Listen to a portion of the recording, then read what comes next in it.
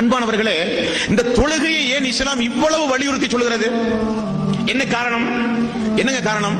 மறுமையில் ஆதம் நபியிலிருந்து ரசூலுல்லாஹி ஸல்லல்லாஹு அலைஹி வஸல்லம் அவர்கள் வரை எல்லா நபிமார்களும் மறுமையில் நிற்பாங்க இல்லையா? நிற்பாங்க.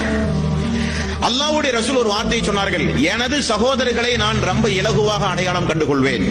சஹாபாக்கள் கேட்டார்கள், எப்படி யார சொல்லலாம், நீங்கள் அவர்களை பார்க்கவில்லை, அவர்கள் உங்களை பார்க்கவில்லை, இனிதான் வரப்போகிறார்கள், கியாமத் நாள் வரை நீங்கள் தான் நபி, எப்படி யார சொல்லலாம் நீங்கள் பார்ப்பீர்கள்?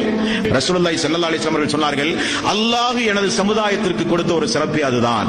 எவ்வளவு கூட்டத்திற்கு முன்னால் அப்துல் ரஹ்மான், இஸ்மாயில், நூருல் அமீன், ஹம்சா யார் இருந்தாலும் அவர்தான் எனது சமுதாயத்தை சார்ந்தவர், இவர்தான் எனது சமுதாயத்தை சார்ந்தவர் என்று என்னால் அடையாளம் காண்பது மிக மிக இலகுவானது. எப்படி யார சொல்லலாம்? நீங்கள் ஒது செய்கிறீர்களே, அந்த ஒலுவினுடைய உறுப்புகளை எல்லாம் அல்லாஹ் தஆலா மறுமை நாளில் விசேஷமாக பிரகாசமாக ஆக்கியிருப்பான்.